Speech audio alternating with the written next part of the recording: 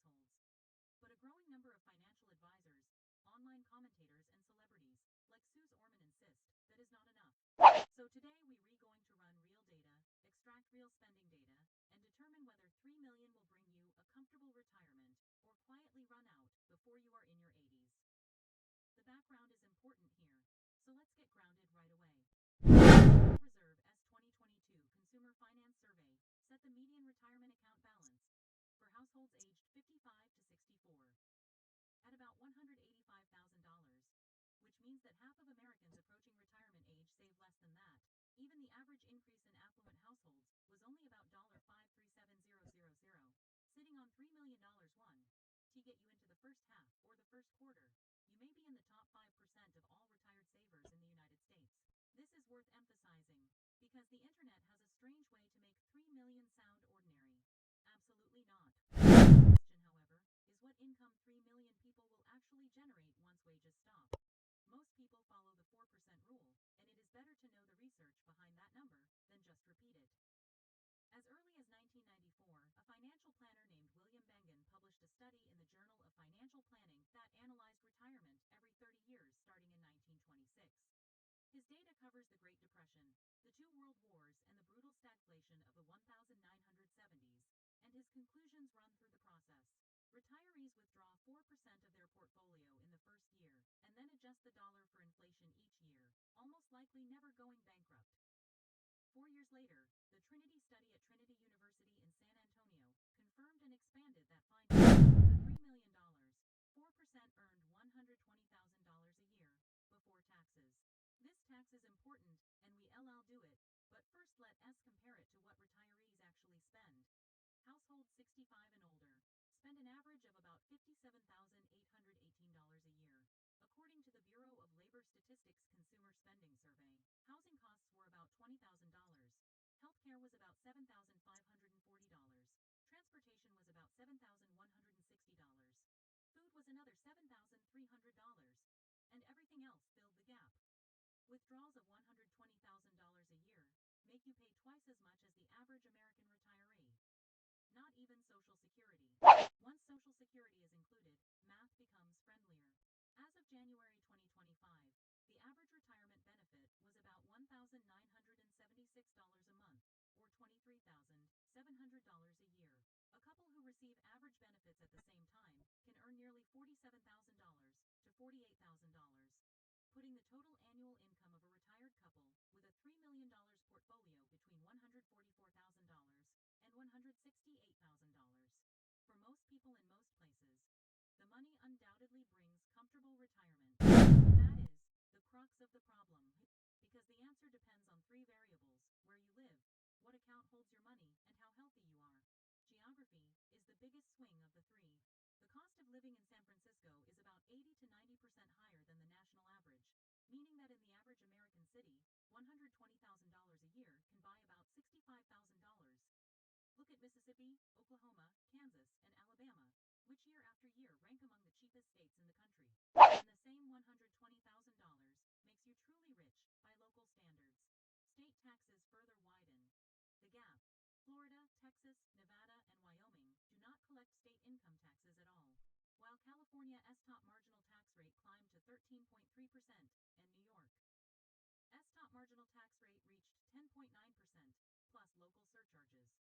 The gap between retirements in tax-free and high-tax states can easily reach $10,000 to $15,000 a year, versus $120,000 in income. This is where people always miss something.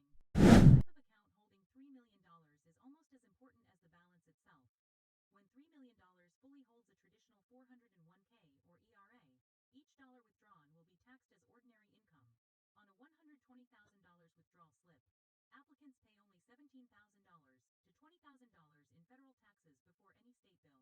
The minimum allocation under Security Act 2.0 takes effect at age 73.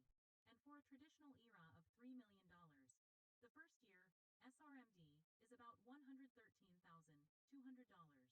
which is taxed whether you need it or not.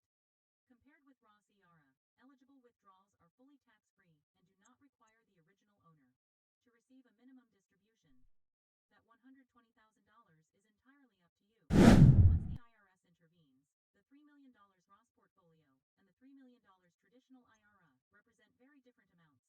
Now consider the variable that keeps retired researchers up at night: healthcare. Fidelity's estimate of medical costs for retirees in 2024 shows that after a 65-year-old couple retires that year, they will need about $165,000 after tax to cover medical costs during retirement alone.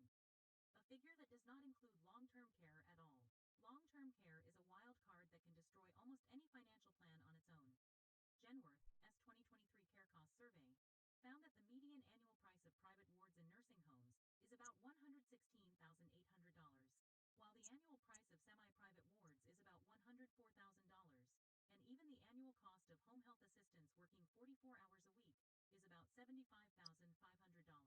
About 70% of 65-year-olds will eventually need some form of long-term care, and about 20% will need it for more than 5 years, according to the Department of Health and Human Services.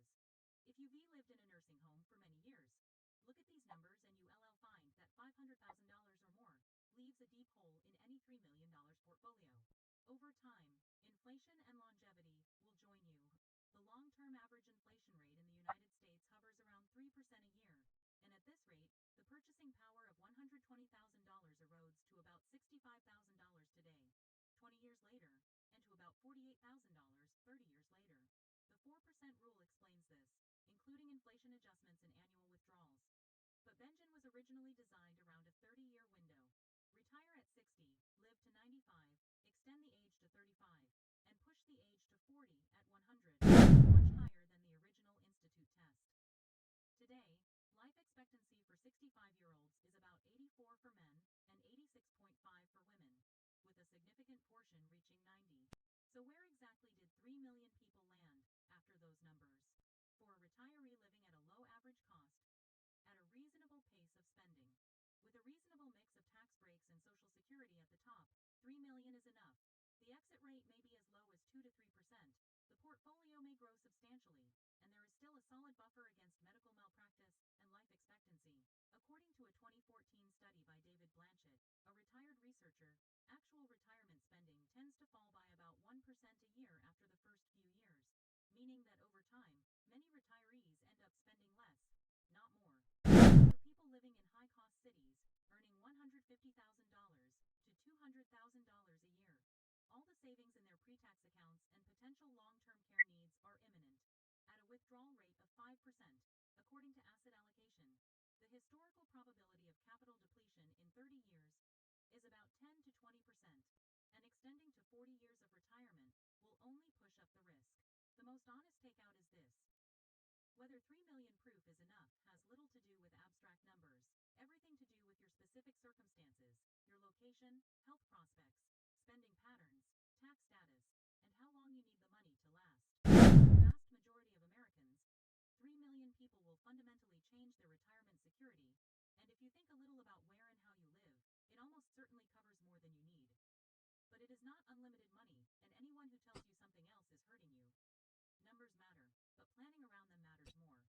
If this breakdown helps you think more clearly about your numbers, add a like to the video because it does help the channel grow.